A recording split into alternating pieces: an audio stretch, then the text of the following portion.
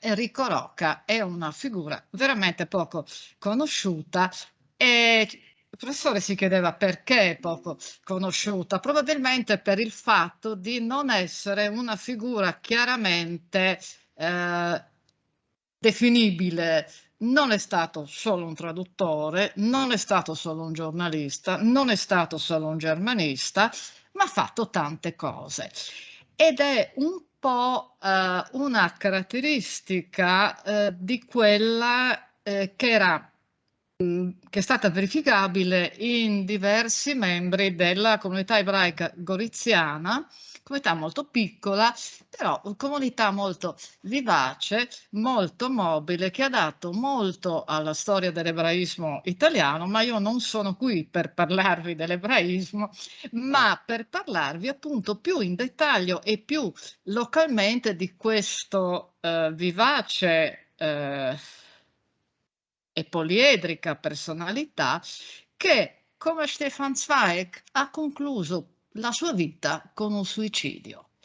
Quindi sono due persone che venivano dal mondo di ieri, erano prodotti dalla stessa civiltà e si sono trovati a dover ai ferri corti con la vita, come ha detto un altro goriziano, che forse è il più noto membro della comunità ebraica goriziana, Carlo Michelstedt, a ferri corti con la vita hanno scelto di uscire da un mondo, di andarsene per sempre da un mondo che non corrispondeva assolutamente ai valori che erano quelli loro. Quindi non ce l'hanno fatta entrambi. Ma appunto, qual era questo mondo così diverso? Innanzitutto anche la città di Gorizia, che ha prodotto un altro grandissimo traduttore dal tedesco, che è stato Ervino Pocar, che ha tradotto praticamente fino alla morte, morto a 89 anni per cronaca. Lui ha tradotto per hobby anche, senza essere pagato, non importa, ha tradotto fino alla morte. Quindi è, a mio avviso, per chi non conosce granché la storia della città di Gorizia, che oggi come oggi è una città molto piccola, a livello regionale forse quella mi do la zappa sui piedi, è quella meno interessante. Come mai c'era questa atmosfera che è stata in grado di produrre persone molto vivaci, molto intraprendenti, che non si sono fermate a Gorizia, pur avendo avuto la batosta, per usare un termine molto colloquiale, la batosta della prima guerra mondiale, e sono riuscite a riciclarsi così bene? Innanzitutto c'è un particolare che viene dimenticato ed è questo: all'epoca della monarchia asburgica, i Kronländer, che non avevano un'università, quindi buona parte, avevano però una cittadella culturale praticamente, dotata di una Studienbibliothek. Nell'ambito della macro regione, usando un termine moderno, che era quella del litorale austriaco, che comprendeva non soltanto la contea principesca di Gorizia e Gradisca, che era in buona parte era nella Slovenia di oggi, comprendeva la città-stato di Trieste e comprendeva anche l'Istria attuale. Quindi in questa mega oggi come oggi, ecco, per usare il termine più vicino, macro regione, era Gorizia quella che era stata designata ad essere la capitale culturale. Noi speriamo anche in una Gorizia, nuova Gorizia 2025 in grado di sostenere questo titolo. Quindi ottima biblioteca, estremamente stimolante, incontro di persone che provenivano, come ho detto prima, da regioni con diverse lingue, no? Il fatto di parlare sloveno all'epoca non era per il litorale un grande vantaggio, perché era l'italiano la lingua di prestigio e il tedesco la lingua ufficiale della monarchia. Però bene o male uno era abituato a usare diverse lingue e non si poneva problemi. Quindi Gorizia di fatto era l'incontro di persone che provenivano anche dall'Istria, dove si parlava dialetto veneto, no? quindi i vari dialetti sloveni, il dialetto veneto, l'italiano con il friulano che aveva una funzione molto più forte di quella di oggi, che è praticamente inesistente a Gorizia.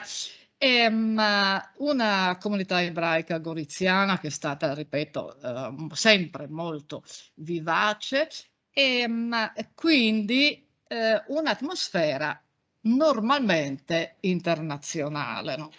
E oltre a questo, negli ultimi anni della monarchia era stato sviluppato appunto in queste zone dove non era facile avere un'identità linguistica precisa, si era sviluppato un sistema scolastico decisamente molto moderno, dove per forza il tedesco, lingua che unificava la Cisleitania, quindi la parte austriaca di quell'immenso impero asburgico, l'altra parte era Transleitania, quindi l'Ungheria e tutta la parte balcanica praticamente, ma il tedesco doveva avere per forza la prevalenza.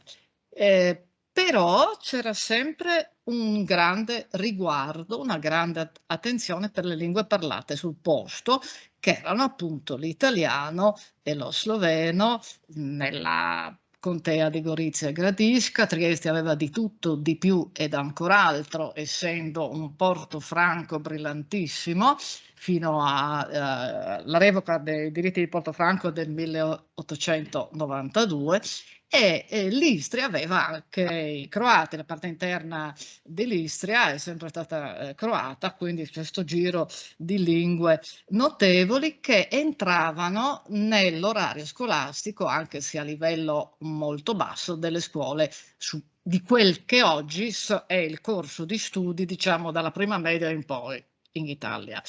Le scuole, quello che in tedesco, che in Austria ancora oggi si chiama la Volksschule, la scuola elementare, era nella madrelingua. C'è un inghippo a questo punto, visto che siamo in una facoltà di lingue: come fanno i ragazzini a passare dalla madrelingua a un corso di studi dagli 11 anni in poi che è prevalentemente in tedesco? Ecco. Quindi o c'era già un aiuto dal comune, dalle autorità, dalla famiglia, in grado quindi di avere una base in tedesco. Oppure c'era, e poi mi avvicino a Rocca, che non ha avuto tra l'altro un'uscita facile dalla Realschule goriziana, c'era la possibilità di fare un anno integrativo. L'anno integrativo significava 14 ore di tedesco alla settimana, e dove l'italiano ovviamente era di poche ore, e c'era un po' di matematica, la religione, queste cose. Quindi non era quello che io ho l'impressione di dover dire come studiosa di cose locali, leggendo quello che viene detto dagli studiosi italiani che toccano Rocca, ma anche Carlo Michelstädter, e non c'era sì l'abitudine a parlare lingue diverse, certamente, ma il tedesco non era così ovvio. Era una lingua che uno doveva imparare se voleva fare carriera, certamente, se voleva frequentare l'università, per forza parlava il tedesco, un'università che veniva incontro. Io posso citare il primo laureato del paese dei miei genitori, ma che era figlio di contadini, ma è riuscito a laurearsi a Vienna, a farsi un dottorato, Doctor de Filosofia, è diventato a Vienna, pur essendo figlio di contadini, morto subito all'inizio della guerra con la Serbia, per cronaca. Però ce l'ha fatta, quindi era un sistema che consentiva veramente di poter imparare questo tedesco, purché ci fosse la grande volontà per impararlo, ma non era ovvio. Io vorrei sottolineare questo: non era assolutamente ovvio.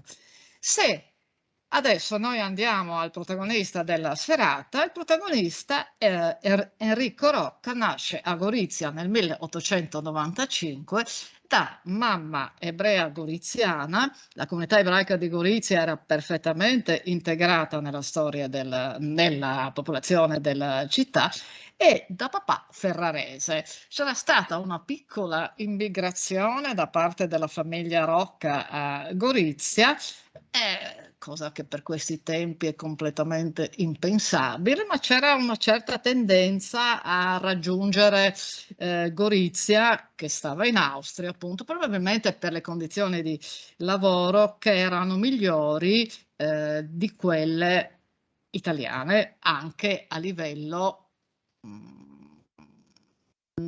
ecco, non soltanto per quanto riguarda lo stipendio del rabbino della comunità, per così dire, ma anche di professioni normali, la protezione salariale, tutto questo, erano migliori a Gorizia. Cosa succede? Il giovane quindi cresce in un'atmosfera vivace dal punto di vista linguistico, in una famiglia che ha contatti regolari con l'Italia, come era normale per la comunità ebraica goriziana, in una città dove era anche normalissimo parlare in tedesco. Dicevo prima, ha avuto uno scontro con la Realschule, la scuola tecnica, quindi goriziana, e tant'è che i genitori gli hanno consentito di studiare, di chiudere il ciclo di studi a Venezia. Cosa significava chiudere il titolo di studi a Venezia in quel periodo, essendo poi di papà italiano, quindi con un'ottica di vita, bene o male, pur avendo scelto di fermarsi a Gorizia, un'ottica di vita che è diversa, che era diversa dall'italiano standard, no? Significa quindi partecipare a una vita molto più vivace, che attrae Rocca. Si trova a Venezia nel momento in cui il futurismo esplode, quindi al momento dello scoppio della prima guerra mondiale, per forza, Rocca vuole a tutti i costi combattere. Aveva 20 anni, ha detto bene, è arrivato il mio momento, libererò Gorizia. E povero si trova, per cronaca, Gorizia è stata distrutta al 40% dai bombardamenti italiani durante la prima guerra mondiale, quindi è stato un fronte molto pesante, che è conosciuto probabilmente molto di più all'estero che in Italia per il disastro che è successo. Lui fa parte della liberazione della città. Viene ferito, ma è una ferita che porta orgogliosamente, e quindi è sereno di quello che gli sta succedendo. La guerra continua, lui viene ferito nuovamente e viene curato a Roma, e lì succede qualcosa, no? Quindi nel momento in cui avrebbe potuto tornare a Gorizia, finita la guerra, sceglie di non tornare. Sceglie di non tornare perché si trova in un ambiente decisamente molto più interessante, si guarda bene in giro, vede in un'Italia sconvolta, peraltro dal punto di vista politico, dalla fine della prima guerra mondiale, e si rende conto che c'è un partito nuovo, partito fascista, che potrebbe andargli bene. E quindi partecipa attivamente al primo periodo dell'attività dei fascisti. In un'Italia, ho detto prima, che aveva grossi problemi politici, però, no? Quindi non è un'adesione, non deve essere assolutamente vista con gli occhi di oggi questa adesione. E provenendo appunto dalle province redente, si trova in una posizione di grande vantaggio, perché è la dimostrazione di un redento giovane, vivace e molto felice, e ha la possibilità di fare del giornalismo di ottimo livello. Può fare dei viaggi molto interessanti come giornalista, incomincia a scrivere in diverse testate, scrive anche un libro, a casa sono tutti contenti per cronaca, però effettivamente si rende conto che c'è qualcosa che non va piano piano, no, in quest'ambiente politico, quindi si ritrae un po' dalla partecipazione più attiva e punta si limita, diciamo, alla partecipazione culturale nella vita romana, incontrando ovviamente molta gente. E proprio dall'incontro con tante persone, e nella fattispecie direi con Giuseppe Antonio Borgese, che è un'altra figura poliedrica di quegli anni lì, inizia il suo rapporto con la lingua tedesca in qualità di mediatore proprio. Tenete sempre presente che all'epoca le traduzioni dal tedesco e la conoscenza del mondo di lingua tedesca in Italia era piuttosto debole e molte volte i classici venivano tradotti prima dal tedesco in francese, poi dal francese in italiano. C'è un momento in cui proprio si riuniscono diversi intellettuali praticamente e c'è un rinnovato interesse per questo mondo vicino ma poco conosciuto. Quindi il nostro, che era un tipo vivace, prova anche quell'attività lì ed ha un'occasione d'oro perché Giuseppe Antonio Borgese gli fa conoscere una pioniera, se si può dire al femminile, insomma, anche nelle traduzioni dal tedesco, che rimane la figura storica, è la traduttrice più importante, no? Tra le due guerre che arriva, muore la Lavinia Mazzucchetti negli anni 60, no? Mi pare. Quindi c'è questo incontro, no? Di persone. E c'è questa figura di Stefan Zweig che sta vendendo romanzi fantasticamente e ha bisogno di traduttori. Quindi il primo libro è proprio il nostro Enrico Rocca. Enrico Rocca che traduce, è la prima opera di Stefan Zweig, questo autore che io ho visto citato lunedì sulla prima pagina del Corriere della Sera in modo veramente molto superficiale ed è anche triste per tutto quel bellissimo libro che ha scritto Il mondo di ieri, appunto, meriterebbe di essere citato in altro modo per la profondità di tante affermazioni. Dicevo, il nostro Rocca si trova ad essere il primo traduttore di Stefan Zweig a livello italiano perché è la prima opera di Zweig tradotta in italiano è Amok, una novella, ed è il nostro Enrico Rocca che la traduce. Non è un traduttore, però ce la fa. Ce la fa aiutato anche da quella che poi sarebbe divenuta sua moglie, che gli dà una mano a sistemare il suo italiano, diremmo così. Ed è un'osservazione che mi preme fare perché proprio appunto come persona che arriva da quella zona, io ho letto in diversi articoli, poi dice ma sì, lui proveniva dalle scuole tedesche, quindi aveva qualche problema, la moglie gli dava una mano. Ora, chi vive fuori, no, dal paese che parla, dove questa lingua è la lingua di maggioranza, per forza ha problemi con la lingua parlata da questo paese. Questo è normalissimo. Io posso dire che gli sloveni goriziani hanno problemi con lo sloveno della Repubblica di Slovenia.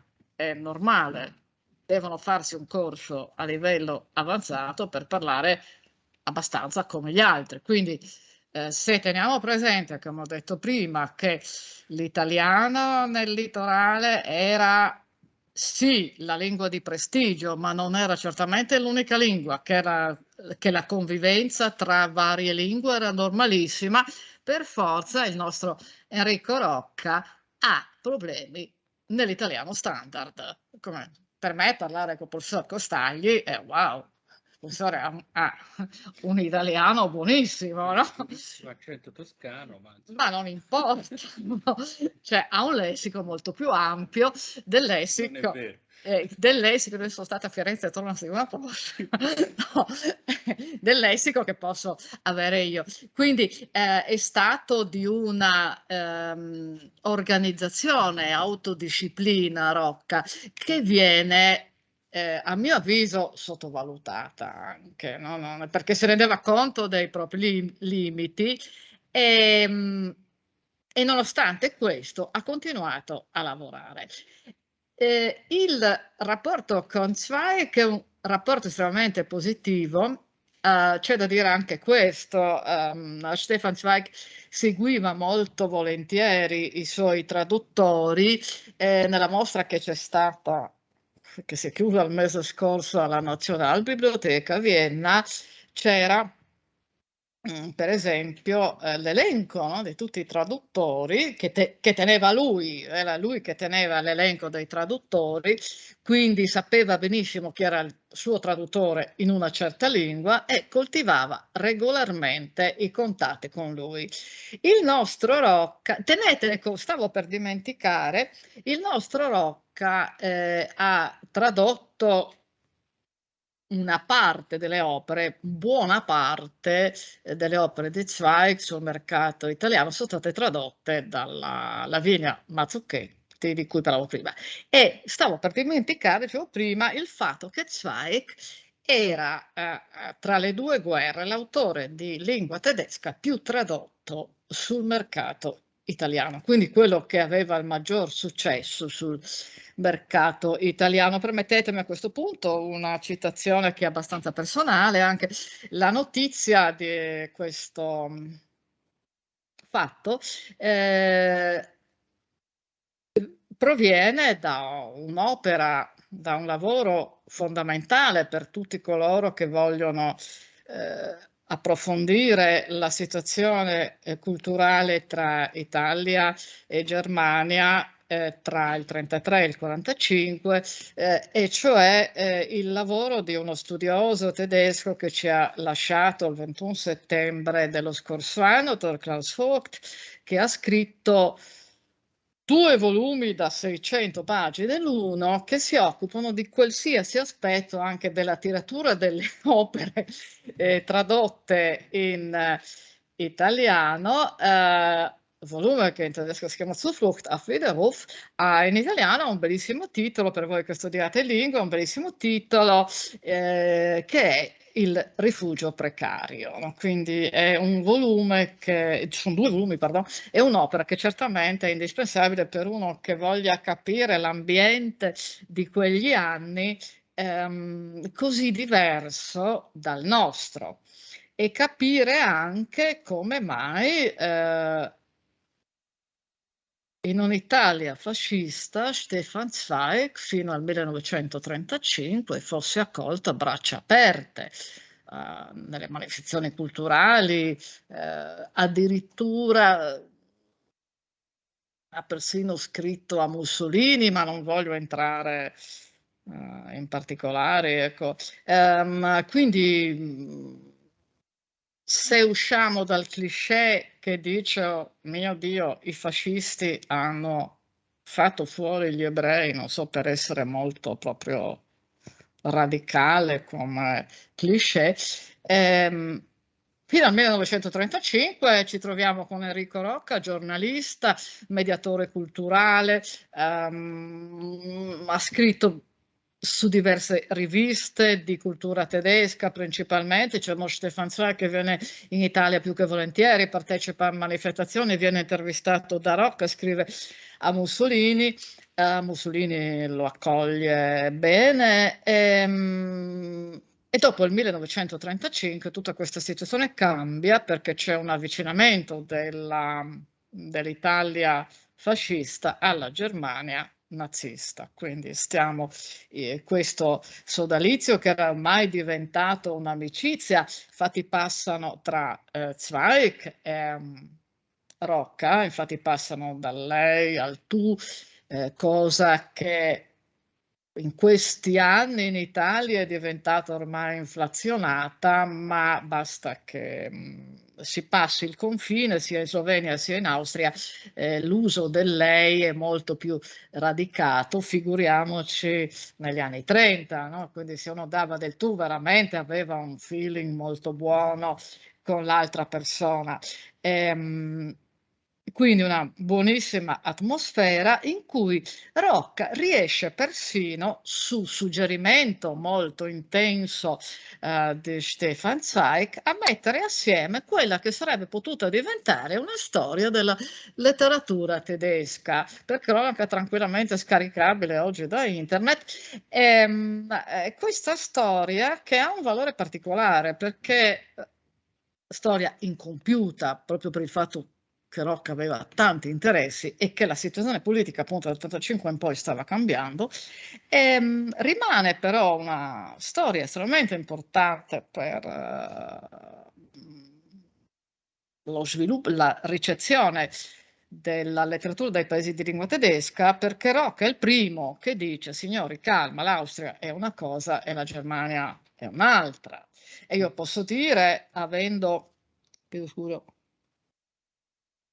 lavorato fino al 2016 a scuola, io mi sono trovata le letterature tedesche in uso a scuola che non percepiscono questa differenziazione.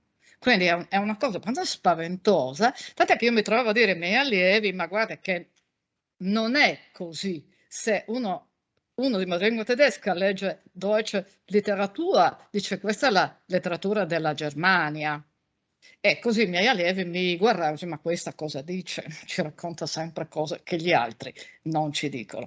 Rocca lo aveva detto chiaramente perché ci sono mondi alle spalle che sono completamente diversi.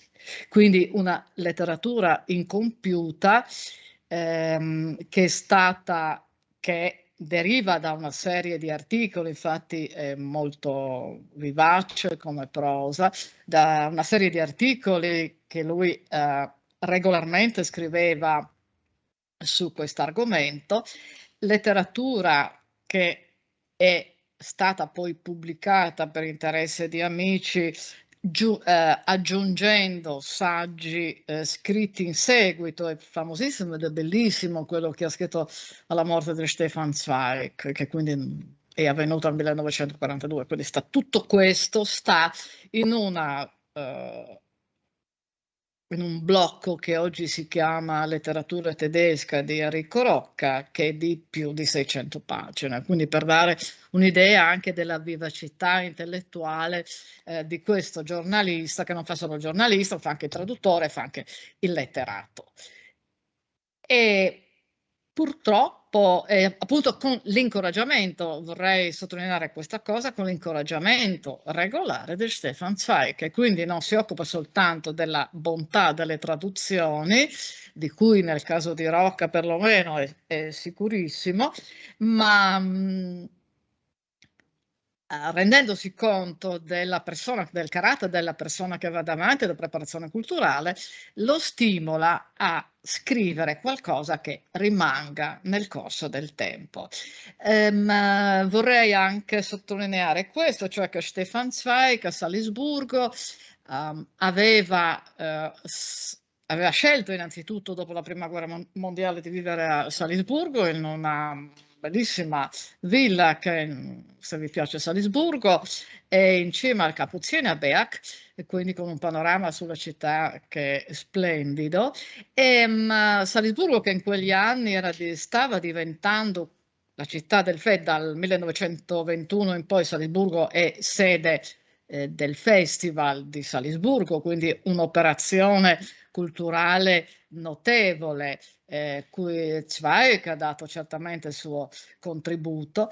Nella sua villa sul Kapuzinerberg è stato invitato anche Enrico Rocca, avendo la possibilità di conoscere altre persone che passavano di lì e quindi di incontrare con tutta calma, in tutta tranquillità, nell'oasi stupenda di questa zona della città, incontrare persone molto interessanti che provenivano da tutta quella che era praticamente la vecchia monarchia asburgica. Infatti, proprio Stefan Zweig li suggerisce un autore che in Italia poi è entrato molto tardi, Josef Roth, che è un altro ebreo che ha una storia molto triste alle spalle, tra l'altro, e gli suggerisce la traduzione, che poi non mi pare che non sia stata portata a termine, però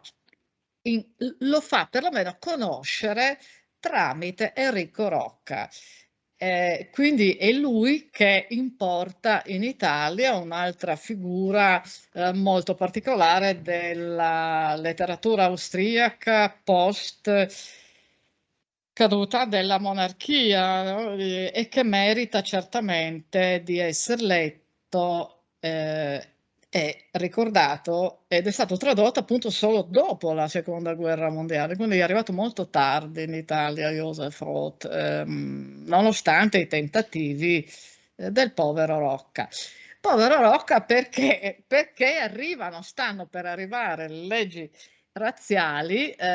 Ho detto c'è il cambio di politica dal 1935 in poi, e nel 1938 allora, la Germania e chiaramente Hitler sale al potere e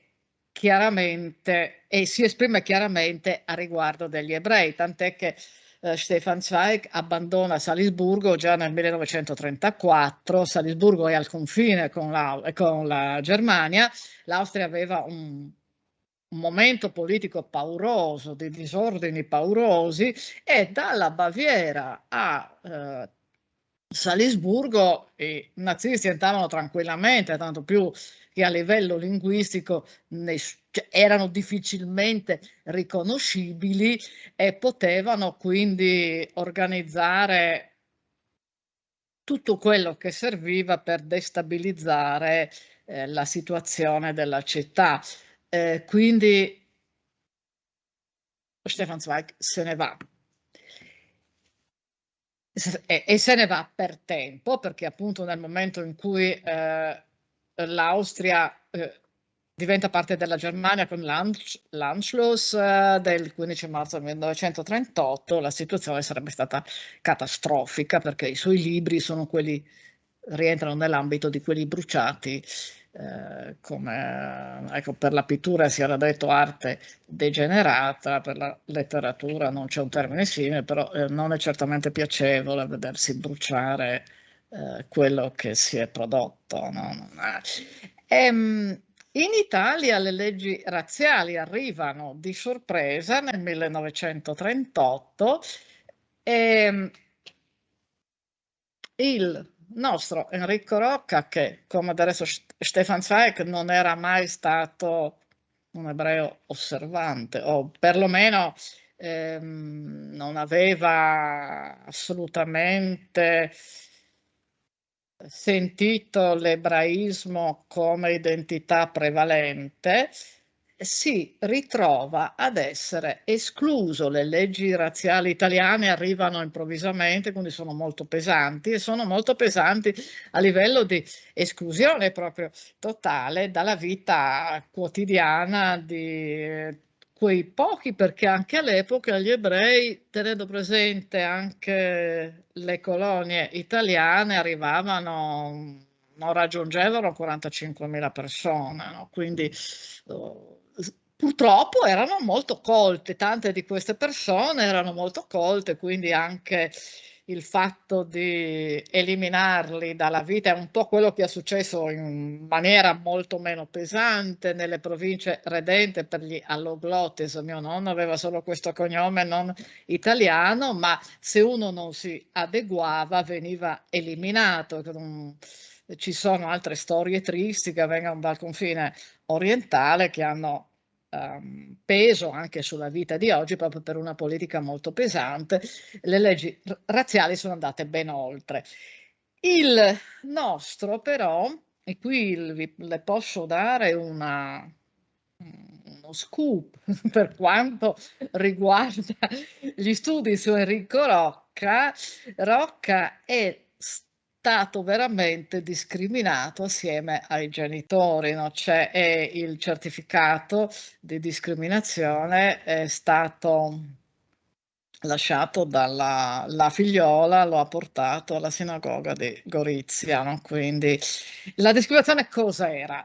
Gli ebrei potevano vivere quasi normalmente, perlomeno quasi fino alla fine del fascismo, se rientravano in determinate categorie, una delle quali era appunto l'essere stati iscritti al partito fascista fino al 1924. Dopo no, perché il fascismo è stata una dittatura dopo, però fino al 1924 formalmente il fascismo era un partito, no? Quindi Rocca ha la discriminazione, però e in un'atmosfera che era diventata molto pesante nei confronti degli ebrei a qualsiasi livello, ovviamente prende le sue precauzioni, quindi continua a scrivere, continua a mantenere nei limiti del possibile i contatti col mondo di lingua tedesca, ma scrive con uno pseudonimo, per esempio.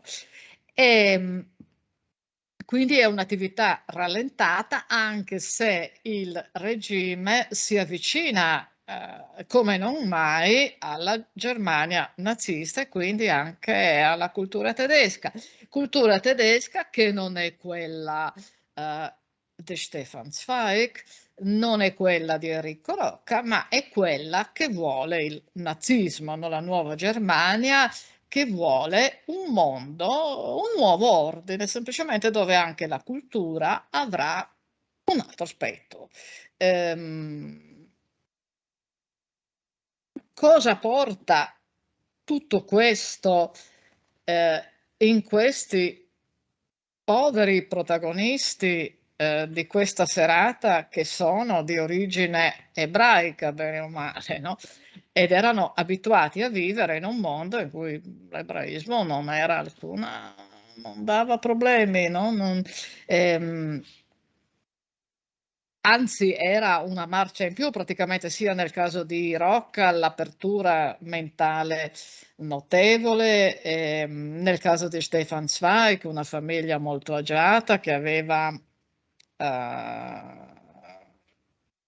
trovato il modello di sviluppo ottimale, gli investimenti ottimali, e quindi era una famiglia abituata bene, lui uno scrittore di successo, un collezionista di autografi, una persona che viveva bene proprio e si trova a dover abbandonare un mondo che era il suo mondo, come Rocca anche si trova a dover abbandonare un'attività culturale se tornando un attimo a Rocca.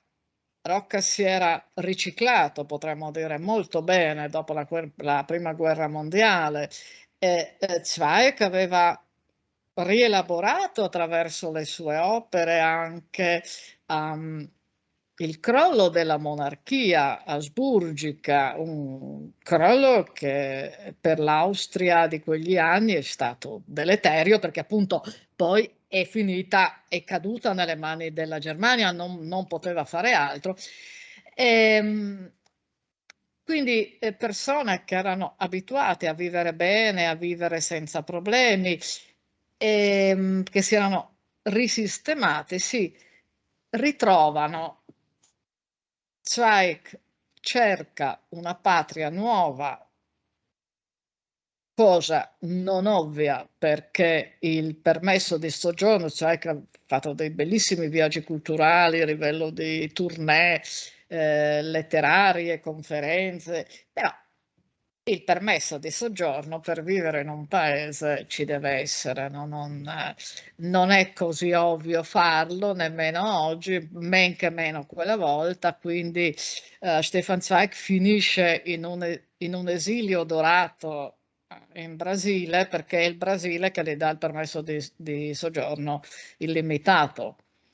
Rocca, che è forte della discriminazione, quindi ha questo vantaggio in più rispetto agli ebrei, tra virgolette, normali, rimane in Italia in un'atmosfera pesantissima, dove quello di cui ha bisogno un cervello vivace non c'era più, il fatto di poter scambiare opinioni, discutere. E quindi, dicevo all'inizio della conversazione, il suicidio di Stefan Zweig in Brasile è un suicidio accanto alla seconda moglie, è un suicidio perché non ce la fa più a vivere in un mondo che non è più il suo mondo.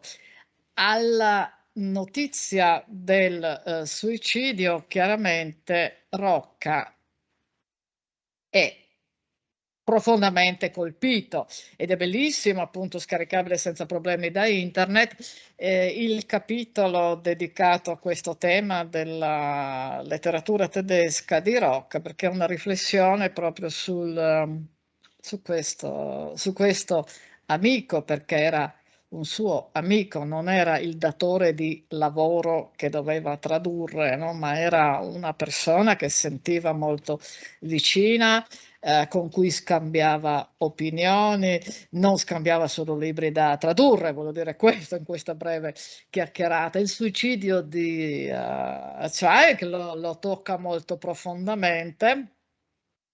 E la situazione politica italiana ancora è molto pesante e non è più in grado, come ho appena detto, di avere degli scambi intellettuali soddisfacenti, perché la guerra è in Italia meridionale, gli alleati sbarcano nel 43 in Sicilia, c'è la guerra, quindi lui è in un paesino del Molise, la moglie era di lì, era originaria di lì, quindi gli viene a mancare un'ulteriore possibilità, appunto, con la morte di Zweig, sa che ha già perso un grande amico intellettuale.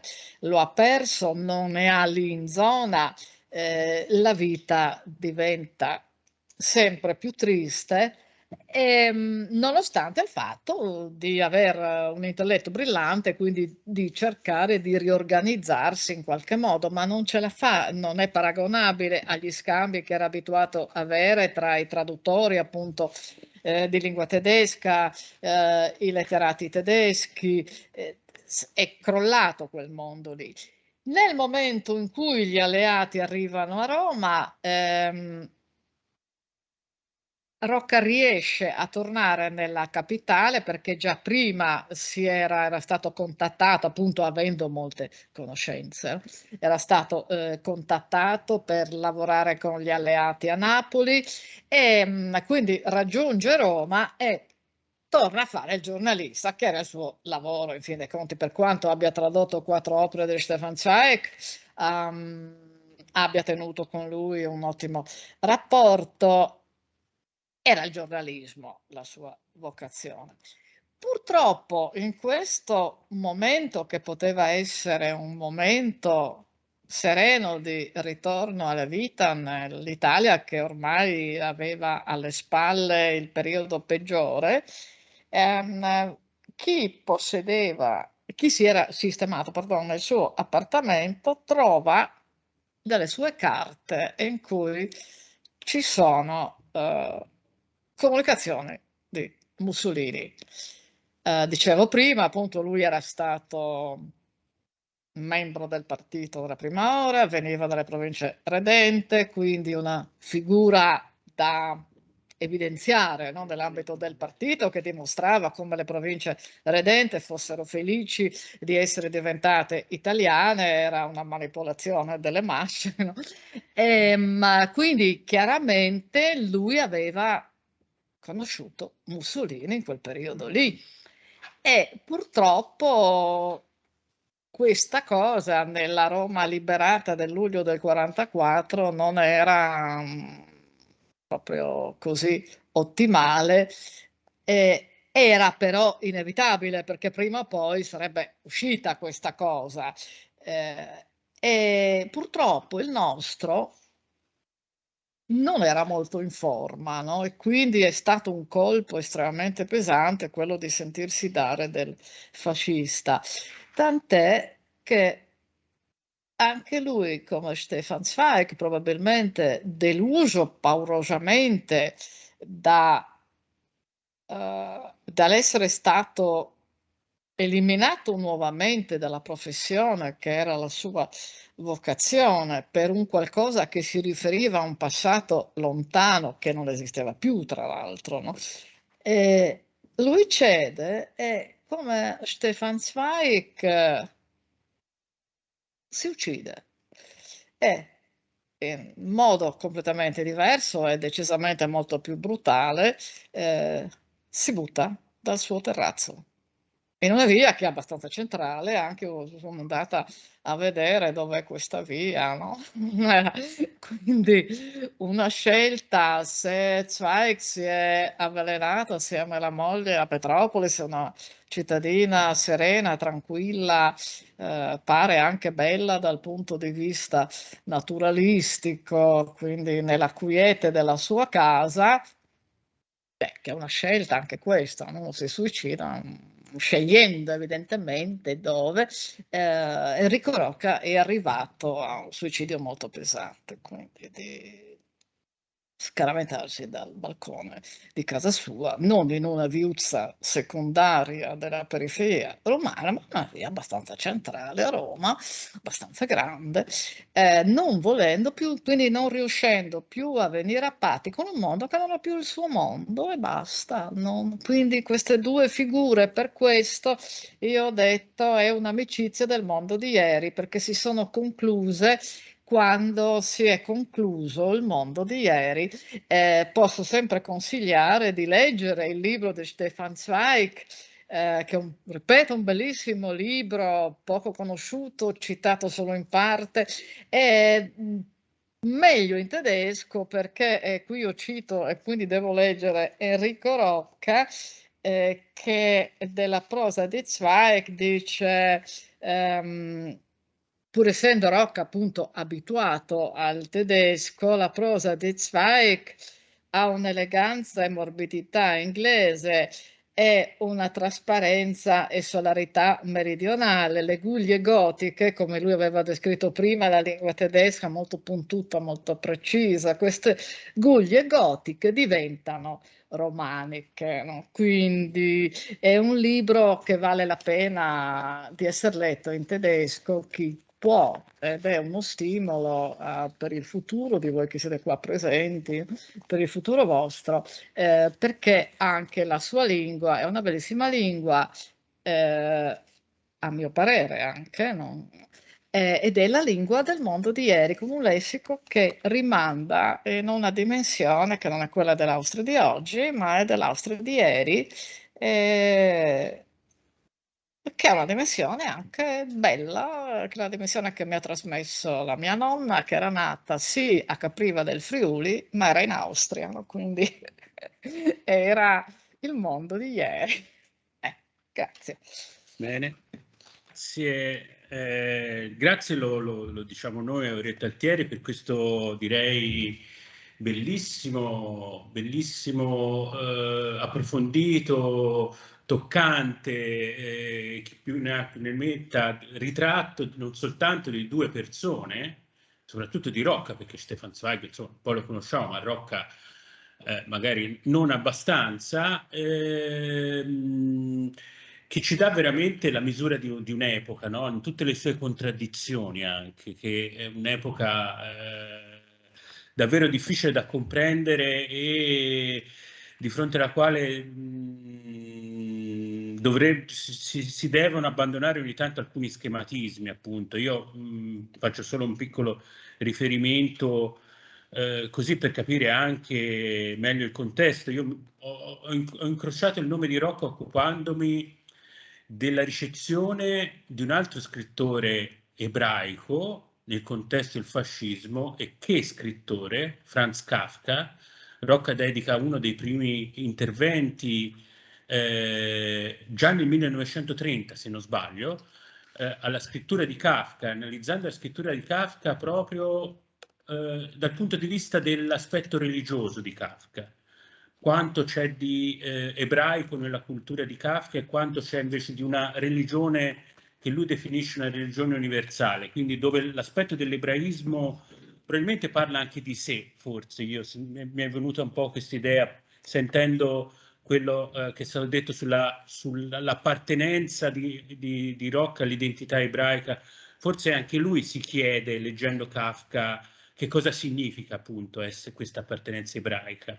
Questa magari è appunto la domanda che porrò io dopo. Per cui è interessante appunto perché anche vedere in che contesto uno scrittore come Franz Kafka, in che modo uno scrittore come Franz Kafka viene recepito alla fine degli anni, tra la fine degli anni 30 e l'inizio scusate, alla fine degli anni 20 e l'inizio degli anni 30, per poi interrompersi questa ricezione che è fulminea nel 35. Dal 35 in poi non si sente più parlare di Kafka all'interno della cultura italiana, per cui è vero, c'è questa cesura intorno a quegli anni. Sì, insomma, per questo io ho citato cui, il volume, perché senza quell'opera sostanziosissima non ci si rende conto del È vero, è vero. Per cui è veramente interessante. Credo che la conferenza di stasera abbia potuto appunto già introdurre in questi aspetti. Ora però io volevo chiedere se ci sono domande dal nostro pubblico, sia qua sia di quello collegato in rete. C'è da loro volentieri la parola se ci sono domande, curiosità, richieste approfondimenti. Nel frattempo io vi do un altro scoop, per così dire. Alcune volte Rocca nomina Carlo Michelstetter, no? Era E dice, cugino? sì, no, non era cugino. Ah, io sapevo. No, no, non era cugino. E io penso proprio, no, perché il lavoro, che è stata poi la mia tesi di laurea, pubblicata nel 1985 da un editore storico di Udine che non esiste più, perché è un peccato, si occupa proprio un lavoro molto ampio che parte dai registri della comunità ebraica goriziana. Non erano parenti ed è facile saperlo perché il papà era ferrarese, la mamma goriziana, quindi la mamma è molto più semplice da indagare. Io penso, perché lo dice varie volte, dice mio cugino, che probabilmente ci fosse una parentela interiore. Io mi sono fatta quell'idea lì, proprio di una persona, Carlo Michelstetter, che non rientra nelle mie simpatie, ma io non sono una filosofa, che arriva a Firenze, viene messo in crisi, sceglie di studiare a Firenze, viene messo in crisi, no? Va in crisi e si chiede quale vita farò, la vita persuasa o la vita retorica, che è uno delle domande che probabilmente si fa. Anche Rocca a un livello diverso, perché Rocca appunto supera lo shock della prima guerra mondiale, cosa non ovviamente Michelstetter crolla proprio, lì penso però ci siano problemi familiari perché anche il fratello si era ucciso, quindi però c'era una parentela spirituale tra i due, lui sentiva questa parentela perché non era neanche cugino secondo per cronaca, pur essendo Gorizia tuttora una città piccola, la comunità ebraica non superava 300 persone, ma all'epoca saremmo arrivati a 260, insomma, quindi persone che si potevano conoscere tranquillamente. E quindi probabilmente per questo fatto lui dice era mio cugino. È una comunità anche però non volevo aggiungere, come studiosa dell'ebraismo goriziano, a cui sono sempre affezionata, sempre per motivi di famiglia, anche lì una comunità molto così, che ha avuto degli uomini di cultura, ma ha avuto più che altro persone dal punto di vista finanziario e commerciale molto in gamba, che hanno viaggiato e quindi sono andati fuori Gorizia e hanno fatto tanto fuori Gorizia, ma non tanto culturalmente. C'è una domanda da Costanza Cerni. Yeah. Era solo una cosa che mi era sfuggita e volevo chiedere se chi fosse non ho sentito il nome della pioniera che appunto ha portato Rocca a Zweig, pioniera della traduzione. Non mi ricordo, cioè, mi è sfuggito il nome. Mazzucchetti. Sì, la Mazzucchetti. Mazzucchetti. E invece non c'entra con la moglie. No, la moglie gli ha dato una mano. La moglie ha dato una mano come revisore delle della quale lei non traduzioni. ha detto il nome. No, della moglie no. Perché la moglie era molisana, ricordiamo. No. Era molisana. C'è una domanda di Erika Capovilla, ovviamente la nostra specialistin, che in questo momento tra l'altro è in loco a Salisburgo, per cui chi meglio di lei ci può parlare? Parla pure Erika, grazie. Buonasera a tutti, innanzitutto volevo ringraziare la professoressa per la bella conferenza. Mi sentite? Sì, ogni tanto va e viene, però dai. Sì, la mia domanda riguarda proprio, tra l'altro, Lavinia Mazzucchetti. Mi chiedevo in quali rapporti fossero proprio i due traduttori italiani di Zweig, Rocca e la Mazzucchetti, se insomma si occupano questa non è una... Ma da una che a Salisburgo va la professor Larcati e probabilmente lui ha tutto tra le mani, no? Perché io ricordo un suo bellissimo articolo che ho trovato per caso su proprio che toccava i traduttori, i due traduttori, le traduzioni, che è un articolo bellissimo, penso da Salisburgo lui è molto più raggiungibile e Sì. ha tutto tra le mani. Stefan Zweig, Zetrum, a Salisburgo, ha tutto. No. Anche per quanto riguarda Rocca, viene sempre tenuto presente tutto quello che il centro ha pubblicato, quello, e per questo ho proposto il mio intervento, quel che manca la versione locale, che è quella che posso dare io, no? Dell'ambiente in cui si è mosso Rocca, e perché è uscito in quel modo praticamente, no?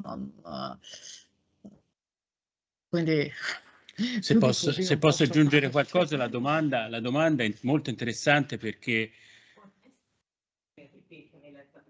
la domanda è in quali rapporti stavano appunto Rocca e Lavinia Mazzucchetti. Io, ad esempio, questo è un aspetto che non conoscevo della sua vicinanza a Lavinia Mazzucchetti, perché Lavinia Mazzucchetti è, per chi si occupa di traduzione e ricezione della letteratura tedesca dagli anni 20 in poi, un nome mitico, possiamo dire, perché passa tutto da lei.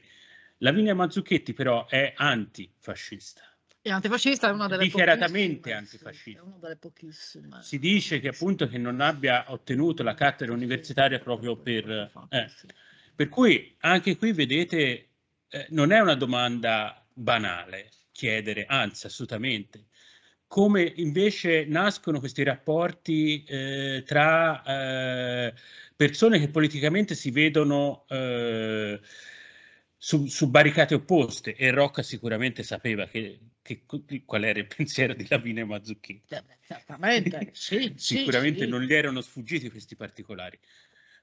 Probabilmente però, ora io non ho letto, si ritrovavano, diciamo, in quella sfera superiore che era la cultura. Sì, io posso immaginare che fosse così, perché anche c'è, se non ricordo male, una Rocca dice quando nel suo saggio articolo sulla morte di Stefan Zweig, dice: ma sì, io non lo sento più dal 38, quando ho dato a una mia amica una lettera per lui era in Inghilterra e questa amica è proprio questa mitica Lavinia Mazzucchetti che aveva tutto tra le mani, no? Quindi è stata lei a fare da tramite con Zweig perché c'era la censura, no? Quindi figuriamoci se una lettera di un ebreo non veniva letta e che scriveva uno in Inghilterra, peggio ancora. Devi sempre tenere presente che se oggi ci muoviamo dopo il virus, insomma, con buona tranquillità in Europa, all'epoca non c'era questa buona tranquillità assolutamente, e quindi era meglio affidare una lettera che poteva essere pericolosa, una lettera in cui Rocca chiede a Stefan Zweig qualche suggerimento per andarsene dall'Italia eventualmente, era meglio affidarla a una persona che vedesse Zweig. No? Quindi la situazione, sì, il rapporto era un rapporto culturale. Ma di rispetto anche reciproco, probabilmente. E questo è il mondo di ieri. Questo è il mondo di ieri, il rispetto per le persone che il mondo di oggi purtroppo non ha. È un rispetto che non tiene conto Dio mio, non stiamo parlando dei fascisti, gli arditi che a Gorizia hanno fatto cose paurose, ma stiamo parlando di due persone colte e quindi come persone colte c'era un grande rispetto per l'altro, no? Anche se appunto Rocca si è preso, insomma, ha continuato a lavorare nell'ambito del regime perché la testa del partito fascista l'ha dovuta prendere, c'era mio nonno e c'era lui anche, non è che tutti santi e cose simili, no? Quindi sì, io mi limito a sottolineare il rispetto di quest'epoca, che era ovvio, di più non posso fare. Grazie, sì, io appunto so che c'è un pareggio tra Mazzucchetti e Zweig, però appunto mi mancava questo tassello, cioè proprio questo del rapporto tra i traduttori e insomma, però. E volevo, se possibile, fare una precisazione. Lei ha nominato la Nationalbibliothek a Vienna, giusto? Non so se mi sentite perché io purtroppo... Ogni tanto va via la collega. Sì, nella mostra di Zweig a Vienna, solo una precisazione, è stata prolungata in realtà fino a settembre del 2022, quindi se qualcuno fosse interessato, a causa del Covid è stata prolungata. Quindi... Bene, sì. Prego. Paola. No, mi scusi, io sono Paola Martinolli, no? Una ex collega della professoressa. Ero interessata a quella domanda che lei aveva promesso di fare alla professoressa Altieri, cioè come vedeva il rapporto Rocca con la religione ebraica. Sì. Dopo è scivolata sta domanda, non so se... Ecco, ero interessata a questo aspetto, vista anche così l'esito poi, no, di questa sua vita. Siccome noi siamo in un momento anche in cui c'è questa, siamo anche noi di fronte al mondo di ieri, no? Mentre loro ormai appartengono a quello di ieri, ma anche noi vediamo che c'è una svolta, no? Quindi siamo di fronte anche per i giovani che ci sono qui a delle grandi prove così. E la religione ha sicuramente, insomma, un ruolo fondamentale, no? Ma queste due vite fanno un po' impressione anche, come io ringrazio intanto la collega perché proprio ha aperto un mondo, mi dispiace essere entrata anche tardi e spero che ci sia una registrazione, no? Così, ma intanto rimedieremo con lei, no? Però mi interessava, lei ha lanciato questo aspetto, due parole, no? Se vuole anche lei forse così approfondire questo aspetto, e mi riferisco anche al professore, ecco. Kannst du die Frage kurz zusammenfassen, weil man hat... Avete sentito? No. In pratica è la domanda che volevo fare io, una delle tante domande in realtà che volevo fare io, quella di approfondire questo tema del suo rapporto con la religione e non solo, anche con l'identità ebraica. Attenzione. E con l'identità è un grosso problema, no? L'identità è un grosso problema. Ma c'è da dire questo: l'identità rimane perché è qualcosa che si riceve nella famiglia, no? E anche se c'è un cambio, non so, il nonno decide di diventare cattolico, l'identità è un cattolico, cioè ci vuole un po' di tempo prima che cambi l'ottica di vita della famiglia. Posso fare. Quindi certamente l'ebraismo come identità ebraica c'era. Come osservanza religiosa, cioè identità ebraica, mi riferivo alla Gorizia di ieri, quindi una persone che sono abituati a viaggiare, a conoscere, a usare diverse lingue, si spostano, e vorrei sottolineare anche questo fatto che le comunità, ogni volta che un ebreo si sposta, sa già che se ha problemi ha la comunità ebraica più vicina che lo accoglie, no? E quindi è un vantaggio innegabile per tutti coloro che bene o male rientrano nell'identità ebraica, perché si fa così, è ovvio. Noi siamo molto svantaggiati come cattolici perché non ce l'abbiamo proprio questa cosa. Come religione no, ma io non vedo, anche se lo zio lavorava alla comunità ebraica in Gorizia, non mi par proprio che ci fosse l'osservanza del sabato. Adesso io posso dire come esperienza, cioè proprio partendo dalla comunità goriziana, i miei nonni vivevano di fronte, erano i dirimpetai la famiglia del presidente della comunità ebraica di Gorizia, dell'ultimo presidente. E il fratello di mio padre andava a scuola col figliolo piccolo del presidente. Cosa significava questo? Che il figliolo piccolo del presidente il sabato stava a casa, quindi da venerdì sera a sabato sera, allora l'ebraismo gioca sul calendario lunare, questo non usciva di casa, era mio zio, che poi è morto lo stesso mese di questo povero suo compagno di scuola nel 1944, era mio zio che gli portava i compiti. Quindi mio zio il sabato verso sera andava dal ragazzino dirimpettaio e diceva: guarda che a scuola abbiamo fatto questo e questo. Quindi se la famiglia del presidente era una famiglia, mia nonna mi raccontava della festa delle capanne in cortile, in pieno centro di Gorizia questo, no? Quindi una laterale di Corso Italia, se conoscete Gorizia, no? Quindi pieno centro, loro erano perfettamente osservanti.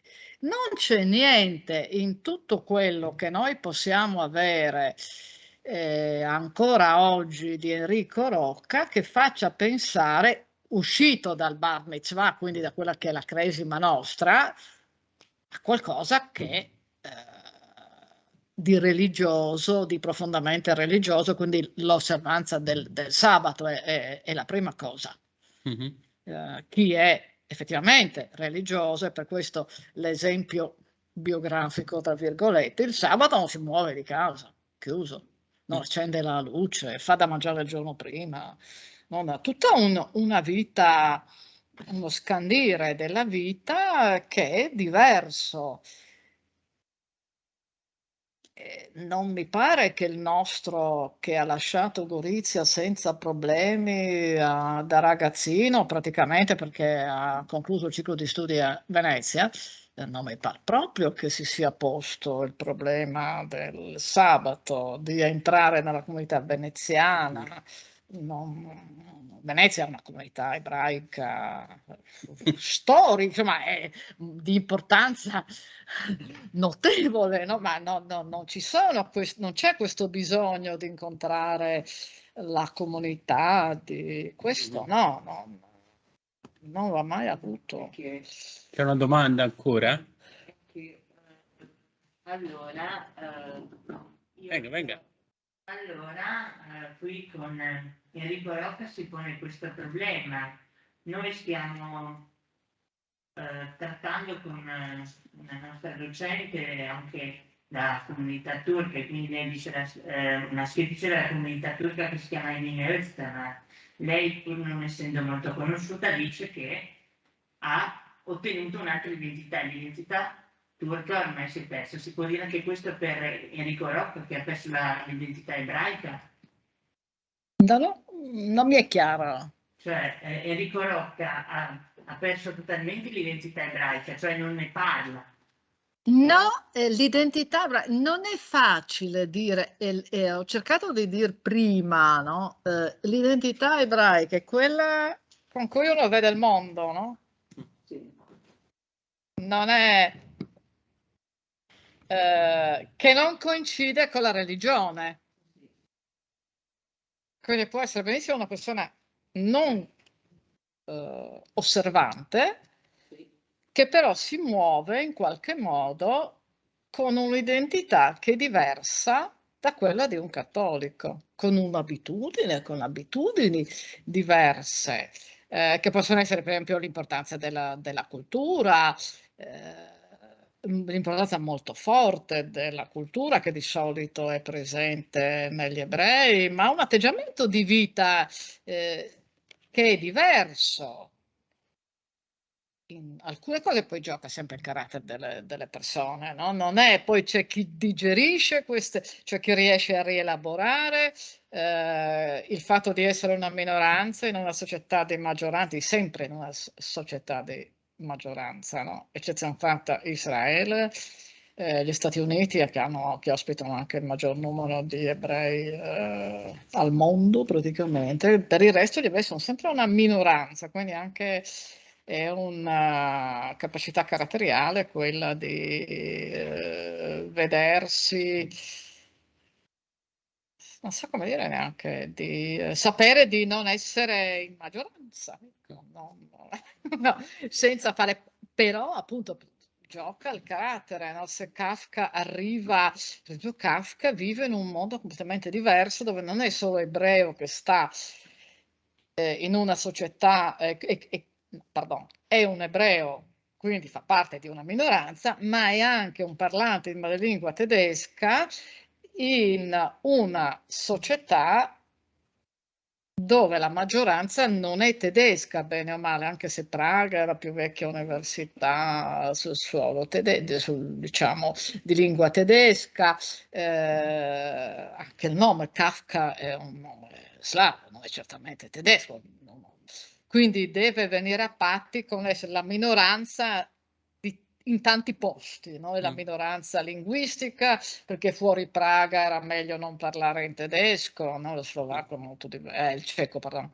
è molto diverso, no? E lo è stata una grande difficoltà uscire, mentre altri escono tranquillamente. Se posso citare, sempre pensando cose del presente, io sono in contatto con il pronipote dell'ultimo presidente della comunità ebraica di Gorizia, che è nato a Bologna, che fa l'architetto a Madrid, però si è curato del cimitero, è stato l'unico che è riuscito a trovare un mega finanziamento per risistemare il cimitero della comunità ebraica di Gorizia, che è in Slovenia, a 2 passi dal confine. È stato l'unico, pur essendo una persona che non ha mai vissuto a Gorizia, quindi ha mantenuto, avendo un nonno di cui mi hanno parlato tutti a livello fantastico, dove sono un nonno speciale, il nonno gli ha mantenuto l'identità ebraica goriziana, quindi salvare il cimitero che altrimenti sta andando a pezzi,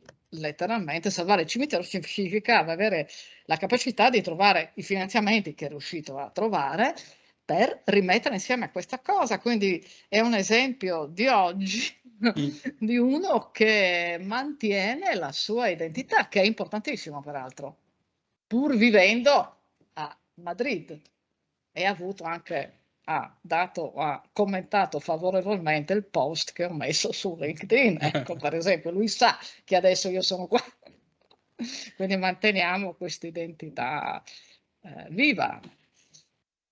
Bene, direi un gesto forse del mondo di ieri anche questo. Ah, beh sì, e questo sì, perché era la Gorizia di ieri questa, non è, ecco, Bene, ringrazio di nuovo Rita Altieri, e voleva essere appunto la parola conclusiva, e ci ha fatto molto piacere, è stato veramente interessante, e spero potremo approfondire questi ragionamenti anche sui rapporti tra il mondo della cultura italiana e il mondo della cultura austriaca prossimamente. Ci ha dato un bello spunto davvero, e saluto tutti gli ospiti nostri qui e a casa, e vi do appuntamento al prossimo incontro. Arrivederci.